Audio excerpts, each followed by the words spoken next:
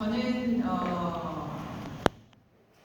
때는 연구를 주석 틴, 몰튼 틴 드롭렛 제어하는 연구를 대학원생 선배를 도와서 연구를 하다가요. 대학원에 들어가서는 정자 연구를 했습니다.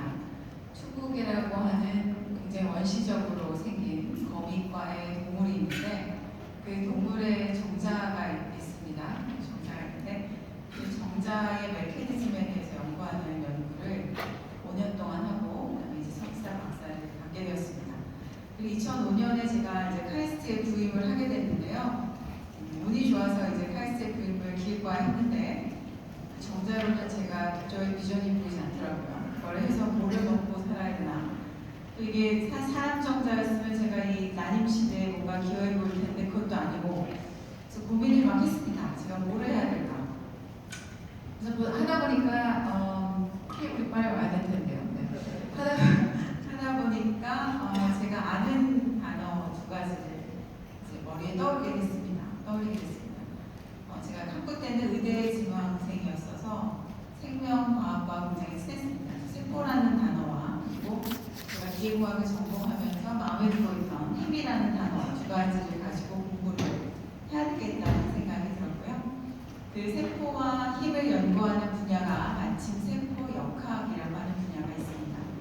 기존에는 이제 세포역학이라고 하는 분야를 우리가 이제 고체역학적으로 해석을 많이 했습니다. 그래서 세포가 단단하다, 무르다 이런 식으로 이제 물성치를 진다든지 눌렀을 때 얘네들이 어떻게 회복을 하는지를 본다든지 하는 그런 식의 관점의 연구를 많이 하다가 최근에는 조금 패러다임이 바뀌기 시작했습니다. 그래서 세포를 이제 입자로 보는데 그 세포들이 입자로 같이 움직이는 것들을 보면서 이제 저희가 가시화 기법을 써서 트래킹을 하기도 하고, 네, 케이블이 없다고 해서 USB로 옮겨서 그러면 이런 연구를 하셨습니다. 그러면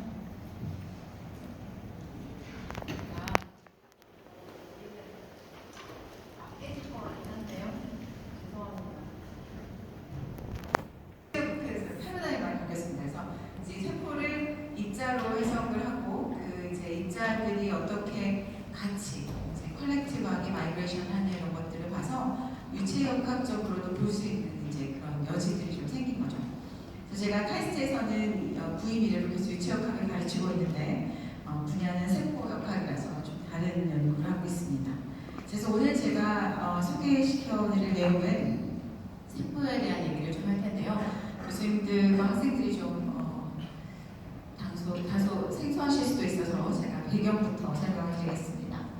저희 몸은 넘어가네요. 네, 저희 몸은 귀엽습니다. 저희 몸은 4 곱하기 10의 13승 약 100조 정도의 세포로 이루어져 있습니다. 그리고 한 300종류 이상의 세포로 이루어져 있습니다. 그래서 저희가 단조로운 모양이 아니라 이렇게 복잡한 모양으로 존재하는 이유는 저희 몸이 굉장히 많은 다른 종류의 세포로 이루어져 있기 때문인데요.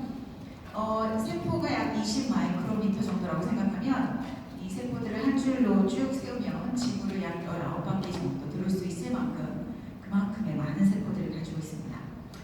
저희가 생각해보면 굉장히 재미있는 것이 여러분들도 아시다시피 저희는 정자와 난자가 만난 수정란 하나로 시작을 하죠. 그래서 수정란 하나로 시작한 저희가 이렇게 이제 분열 과정을 거칩니다. 그래서 초반에는 단순 분열을 하게 되죠. 그래서 세포가 하나가 두 개가 되고 두 개가 네 개가 되고 네 개가 여덟 개가 되는 과정을 거치는데 이 과정을 쫙 거치다 보면 어느 순간에는 자기들끼리 배열을 달리합니다. 배열을 달리해서 뭔가 다른 모양으로 변하기 시작합니다. 이걸 도식화해서 표현한 그림을 보시면 하나에서 시작한 세포들이 분열을 하는데 어느 시점까지는 세포들이 다 똑같은 모양을 가지게 되죠. 그래서 호모지너스한 파퓰레이션을 가지게 되다가 세포 수가 늘어남에 따라서 이 중간 부분부터는 이제 세포가 다른 헤테로지니어스한 파퓰레이션이 되게 됩니다. 왜냐하면 이제 표면에 있는 세포와 코어에 있는 세포가 굉장히 성질이 다르게 되기 때문인데 그것은 그 세포들이 처한 에너지 환경이 다르죠.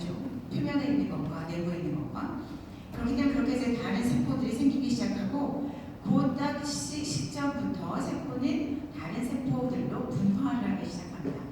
그래서 똑같은 형질을 가진 세포가 어느 순간부터 다른 형질을 가진 세포로 분화를 하게 되는데요. 예전에는 이것들이 매직이라고만 생각을 했죠. 그러나 이제 사람들이 점점 바라보는 관점이 바뀌면서, 그리고 이제 실험적인 툴도 바뀌면서 이것들이 미케니컬한 힘으로 조절이 되는 것 같다. 그리고 사람들이 가설을 세우고 연구를 하고 있습니다. 물론 아직 밝혀진 것은 없는데 그래도 대충 보시면 뭔가 생화학적인 요소 말고도 다른 것이 존재할 수밖에 없겠다라는 느낌이 드실 겁니다. 왜냐하면 지금 같은 공간 안에 세포가 8개가 있는데 나는 같은 공간이기 때문에 똑같은 생화학적인 요소로 지배를 받을 수밖에 없습니다. 작은 생화학적인 요소들이라는 것은 디퓨전에 의해서 굉장히 빨리 전파하기 때문에 이 수정란 안에서 그 거리에서 다른 그레디언트의 어떤 자극을 받기 쉽지 않죠. 그러나 그 똑같은 자극을 받는 세포들이 어떻게 하나는 다르게 행동하고 유전 정보도 다 같은데 또 하나는 또 다르게 행동하는 것은 사실 해석이 되지 않는 부분입니다. 거기에 만약에 우리가 생화학적인 요소 외에도 물리적인 힘으로 세포들이 조절된다는 것을 가미하면 이해가 되는 부분들이 생기게 되는 것이죠. 이렇게 열심히 분열과 분열을 한 세포들은 세 개의 배역인데요. 그것들을 따라서 이렇게 굉장히 다른 종류의 세포들로 모양을 갖게 되고, 여기 보시는 것처럼 형태가 굉장히 다양합니다. 여러분들도 아시겠지만 form follows function이라는 말을 들어보신 적이 있을 겁니다. 그래서 이 모양은 또 이 세포들의 고유 기능을 나타내기도 해서 형태는 우리가 세포를 이해하는 데 굉장히 중요한 요소입니다. 그래서 보시는 것처럼 이렇게 기능이 이상한 세포들은 조직이라는 것으로 보이게 되고요. 그 조직은 이제 기능을 해서 저희가 이렇게 매일 살고 있는 것이죠. 자, 그럼 이 세포를 조절하는 것은 무엇일까요? 생각해보면 이 세포 안에는 핵이 있고 핵 안에는 여러분들이 아시다시피 유전자가 있습니다. 유전자는 26,000개 정도의 유전자를 사람이 가지고 있는데 그 26,000개의 유전자가 어떻게 발현되느냐에 따라서 세포는 각기 다른 형상을 가지게 되고 기능을 하게 됩니다.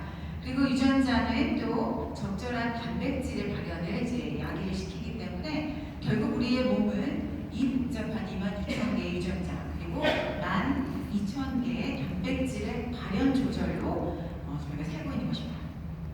이런 것들을 이해하는 게 생물학자들이 하는 거라서 사실 대단한 것 같습니다.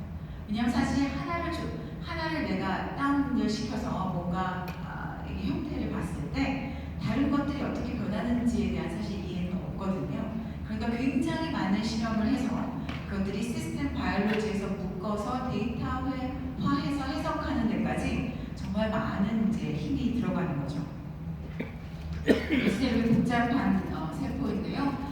이 이제 세포를 이해하는 패러다임이 점점 바뀌기 시작하는 겁니다. 물론 저희가 이제 데이터 과학이 변해지면서 데이터가 많으면 많을수록 좋기도 하지만 이런 데는 한계가 있는 거죠. 세포를 유전의 변화랑 이제 단백질의 변화만으로 보기에는 이게 하나 변해서 이렇게 됐다 이런 것보다 어떻게 보면 세포가 가지는 표현형을 보는 게 더 좋겠다라고 생각을 하는 겁니다. 세포가 어떤 모양을 가지는지. 그래서 예를 들어 암세포 같은 경우도 우리가 정상세포 대비 암세포는 굉장히 다른 모양을 가지기 때문에 이 형태를 기반으로 해서 우리가 세포를 분류할 수 있겠다라고 생각을 해볼 수 있을 것 같습니다. 또 하나는 이제 거동이 다릅니다. 암세포와 정상세포는 걔네들이 이제 고용하게 갖는 어떤 속도라는 게 있습니다.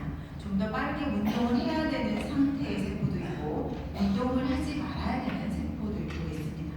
그래서 이런 세포들의 움직임을 또 우리가 트래킹을 해보면 세포의 고유한 성질을 그대로 알 수가 있습니다.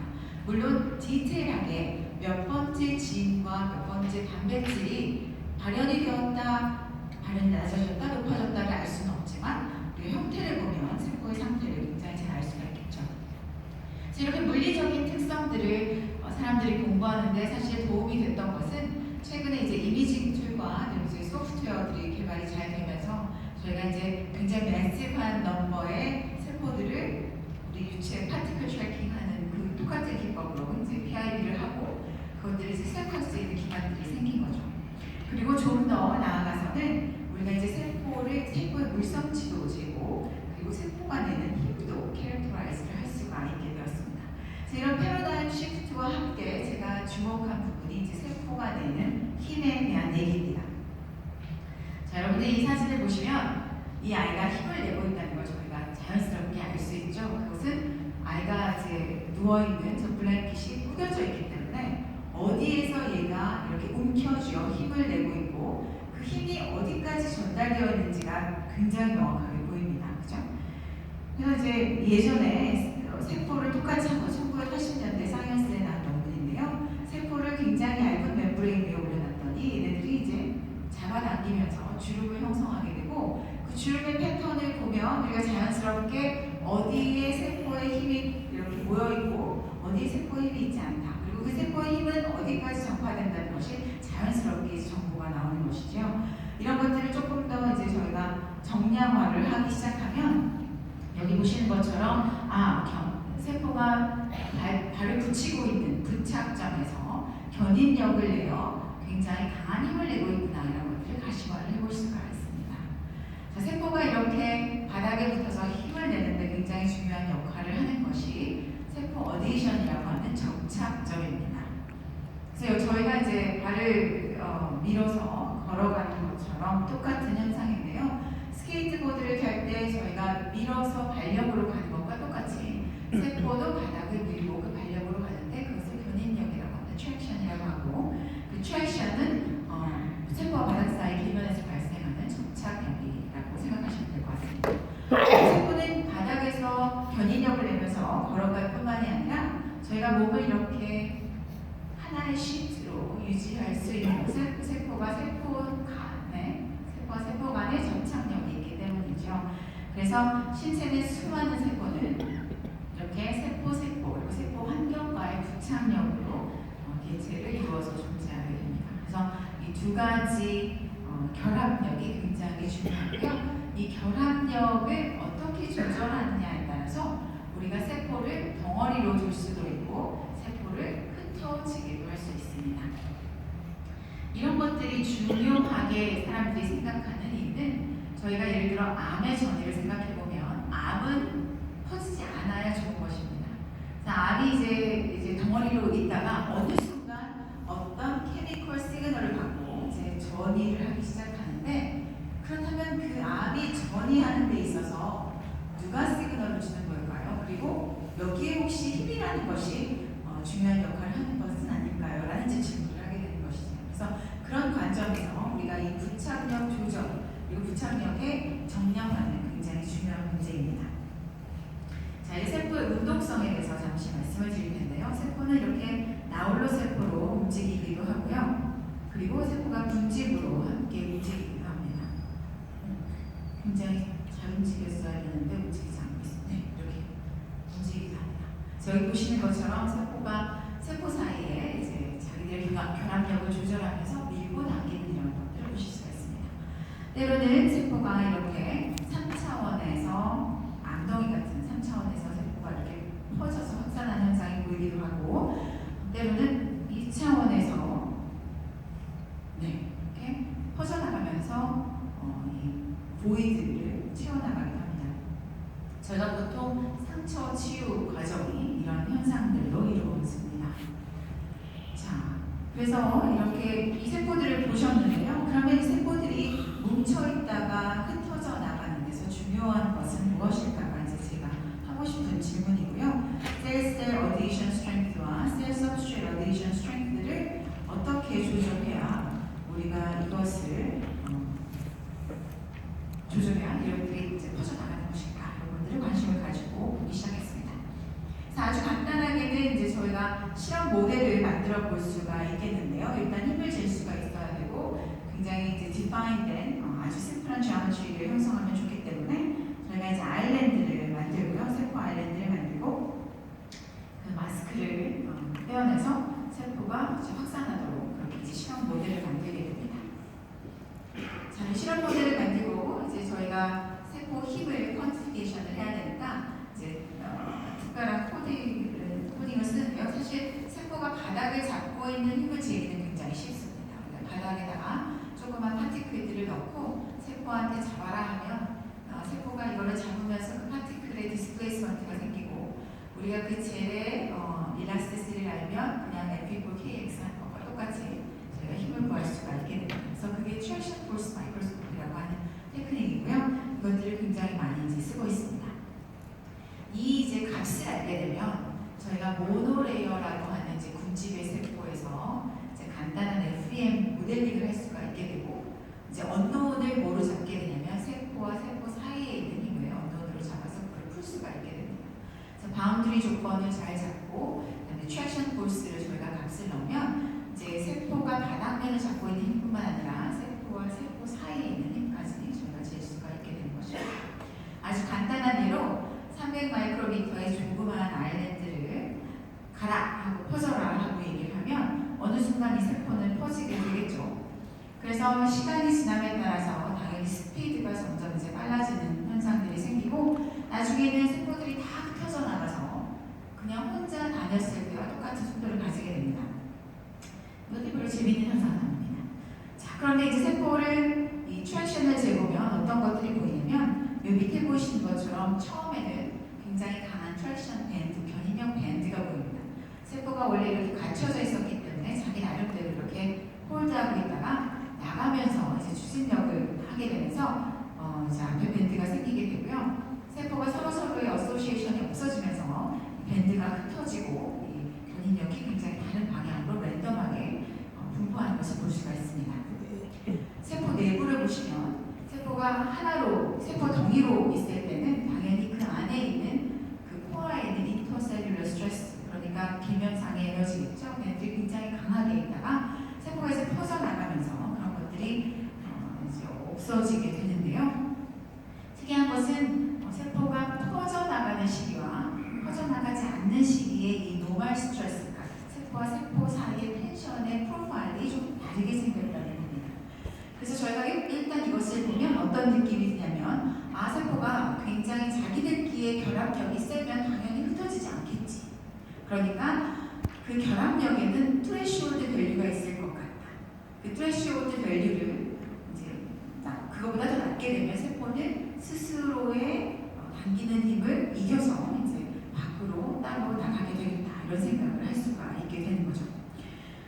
그래서 이제 이런 것들을 보기 위해서 저희가 그러면 인터코어에서의 그 노멀 스트레스가 중요한 것이면 아일랜드 사이즈를 크게 만들어 봐요. 아일랜드 사이즈를 크게 만들면 이제 상대적으로 우리가 말하자면 서피스 투 볼륨 레이쇼를 조절하는 것과 같이 인터페이스에서 나가고자 하는 세포 대비 안에서 잡으려고 하는 세포가 많아지겠죠. 그래서 이제 아일랜드를 크게 만들어서 조금 스테이블한 모델을 이제 만들어 봅니다. 그 스테이블한 모델은 당연히 let go 하라 했을 때 그 작은 세포와 달리 스캐터링을 하지 않습니다. 계면에서의 불안정한 인스테빌리티 모양은 보이지만 세포들이 팩으로 유지가 되면서 이렇게 나가는 현상들이 보이게 되는데요. 이것들을 저희가 이제 힘으로 계산을 해보면 이 바깥에서의 이 밴드가 끝까지 유지가 되는 것을 보실 수가 있고, 또 노멀 스트레스도 물론 정도는 변하지만 상당히 큰 수준으로 유지가 되는 것을 볼 수가 있습니다. 다시 말해 우리가 인터코어에서의 스트레스 레벨이 이 스캐터링을 하라 마라를 조절하는 것이 될 수 있겠다는 생각을 하게 되는 포인트인데요. 이거를 사실 프로파일을 그려보면 조금 다른 생각을 하게 됩니다. 스캐터링하는 아일랜드와는 다르게 이 큰 아일랜드에는 숄더가 존재하는 것을 보실 수가 있습니다. 엣지로부터 한 200 마이크로 정도 안쪽에